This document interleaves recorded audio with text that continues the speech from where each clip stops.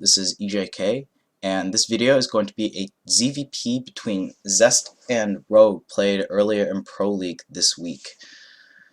This game has thus far opened up very standardly. Zest has blocked Rogue's natural, and Rogue was forced to take a third base before his natural. Not the biggest deal in the world. The only difference that it'll make is for Rogue, the distance between sending drones from the main base to the third base is going to take about twice as long in comparison to if the drones were just sent from the main base to the natural. So that's just a little bit of an annoyance, a little extra lost mining time on top of the trading minerals for the hatchery time. So I would say, based on Zest's being able to successfully block Rogue's hatchery for so long, and forcing Rogue to send his drones to third base rather than a natural, Zest is going into this game with a very, very slight lead. Like, if 50-50 was an even game, Zest would be at 55 and Rogue would be at 45. So, very, very slight lead. The Overlord Scout does scout the Oracle being produced. It scouts 2 gateways, and a second Overlord is going straight into the third area of Zest. Zest is positioning himself to take the forward third base, and what that tells everyone is that he's going to be going for some sort of aggressive timing. Generally, when you're going for an aggressive timing, the rule of thumb is to expand it towards your opponent so that your larger army in the aggressive timing will not only be able to pressure your opponent, but also offer defensive capabilities to the closer third base. So you always want to expand where your army is planned out to be as the game goes on. And I'll talk a little bit more about Zest's army movement. It's actually what became his flaw. Right here we see this 4 adept harass, very strategically timed, and we notice that Zest knows he can't really get much damage done. He's happy with trading lost mining time for this little harass, and he almost tries to pick off a queen. He's very aggressive going for the queen snipes. I don't believe he gets any this game. That was a good just go in, go out. He saw lings, he saw a bunch of queens for defense, so that essentially forced Dark's hand in his unit composition. So if Dark was trying to hide anything from Zest, it would have been immediately revealed.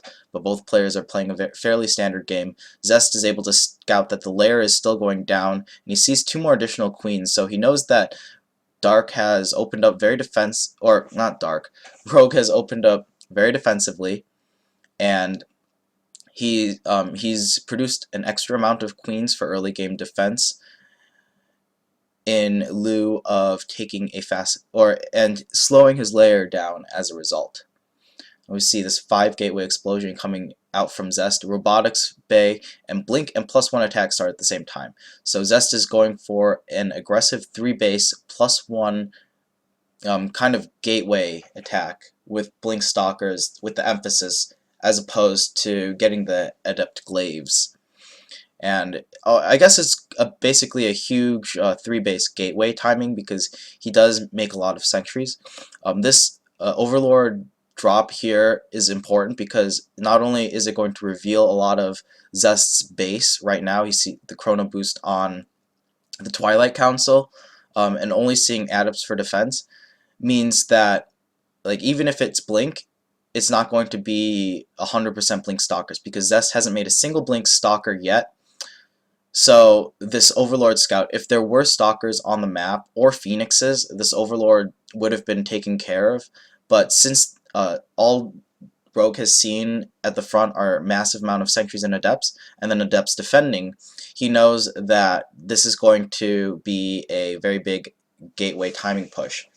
Another big tell is that Zest has also been making a lot of, or not a big tell, I guess he doesn't need any more tells, but what I was going to say is, another good thing about this is, for Zest, is by warping in so many adepts, he has 7 adepts and 9 sentries, he can essentially power up a lot faster. He can get his tech or he can get his economy up a lot faster, and then his production buildings, his tech structures, all of the basic infrastructure needed to execute such an attack faster, because adepts are generally less expensive than stalkers, and the extra like 25, what is it, like 25 minerals and 25 gas really adds up in being able to shave off extra seconds in your timing. So we see Zest pushing out now. I also want to point out before the engagement begins, neither player has taken the watchtower, and that's mainly due oh my gosh, this stupid taskbar. That's mainly because the wait a minute. Can I do this? No, it kind of blocks off the supply. That bothers me too. But then there's just like these black squares at the end because the taskbar isn't covering it up. It's a lose-lose either way. But both players haven't bothered taking the watchtower or even touching it for the most part, because this is a vertical positions game and there's no need to take the watchtower. The faster attack route is the one that Zest is taking right now between his third and Rogue's potential fourth base. And this is where it gets really interesting and starts to look a lot like chess, because the way that Rogue is moving, he's repositioning his army around that was a lot of damage by those lings, by the way, right before the attack is going to hit. And the significance of that counterattack means that Zest doesn't have time to rebuild up his probes while this attack is going on. So he's forced into a very tricky situation to commit fully to this attack, or to try to apply as much pressure as possible while rebuilding up his probe count. So that was a very well-timed anti-3 base attack by Rogue. I don't know why I keep saying dark, but by Rogue. And killing the 14 probes means that Zest is essentially on 2 bases at the time of this push. And Rogue knows that as well. Seeing this many gateway units is very scary. Also, I do want to note that while the units tab has been shown almost this whole time, Rogue has been slowly making the transition to a Hydra or a Lurker Den, and his Lurker Den is about 20% complete right now. So in Rogue's spot, he does not need to panic. All he has to do is essentially buy time for his army to become better than Zest. And because he killed all of those probes, it's okay that he's able to essentially sack this third base. Zest takes a very, very nice position over here, and essentially stops the mining from Rogue's base. And normally, if this was 3 base versus 2 bases, where Zest would still have a 3 base economy, then Zest would now have an economic lead. But because he lost so many probes and he's not rebuilding them either, all of his units are going into, or all of his money is going into gateway production for the time being. Well, now he's starting to make probes, but for the time being, all of his units were going into gateway units, so he wasn't able to remake probes. And now that he's acquired this position, he knows that he doesn't have the economy to to overwhelm Rogue's army, so he's just camping this spot, and he's making the worst out of he's making the best out of a bad situation. And Rogue knows he can't attack into this, but he doesn't need to attack into this because of the even economy. And his Lurker Den is now almost complete as well. And we see now, obviously this was improvised by Zest, occupying this position for as long as possible to try to get as much of an advantage from delaying this base for Rogue. Very nice counterattack by Rogue. He's very aggressive with his counterattacks and has them very well set up. The Overlord drop is also very well set up, I might say. But basically, Zest isn't in as good of a position as one might think because of how many probes he lost and the significance of not rebuilding them as fast as possible. A little poke into there, being very proactive with his army. Zest now decides that he cannot get any damage done, and he is going to back up. However, the cool thing about this game, this is where the game is essentially decided.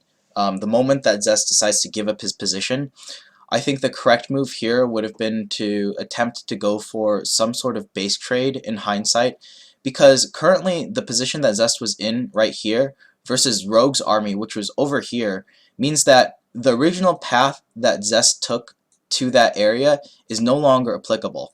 So the only way that Zest could go out is by going this way, the long way. And Rogue ends up capitalizing on the situation here. And Zest can't even bring his Mothership Core to recall his army because the Mothership Core is busy defending the third base against any possible counterattacks. And while it did do a good job defending against the Ling counterattack, it means that the Mothership Core is essentially pinned to the third base. So Rogue takes advantage by this by staging an attack now.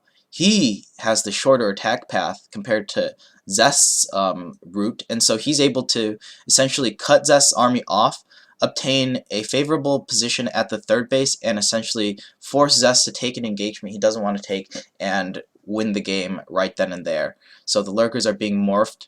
The units are pretty much just waiting for the attack, and good play by Rogue here. So the original path, the fastest path, is this way, but since Rogue now occupies the watchtower, I should draw it on the minimap. One of the most important positions sometimes on this map can be occupying this watchtower. It essentially cuts out any way to move around this path. So now that there's a wall around this side, Zest has to go all the way this way, and that's adding extra time for his army to get across the map. And the more time that it takes for Zest to get across the map, the more out of position he's going to be. So what seemed to be a great play by Zest, camping that third area for such a long time and delaying Rogue's mining time, essentially backfired on him because his army as a result was out of position, and he had not planned an escape route with his army so that he'd be able to kind of deal with this, because if his army was in position, it'd be a lot harder to break through like 10 sanctuaries with force fields. But now Zest 0 immortals, and Rogue is able to take the victory. Very good game, guys. GG.